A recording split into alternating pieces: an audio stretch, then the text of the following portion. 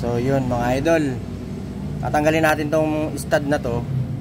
Ang simpleng technique lang dyan mga idol, lalagyan lang po natin siya ng nut, dalawang nut.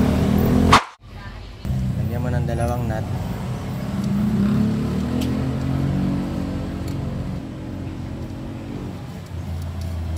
Tapos pagkokontrahin, magkasalubong yung higpit para magkontra sila, para mabunot natin yung stud. Yan.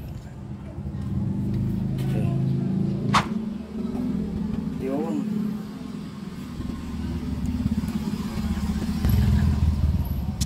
Yun, okay na.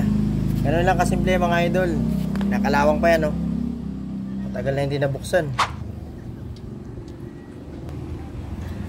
Ayun, tanggal na mga idol.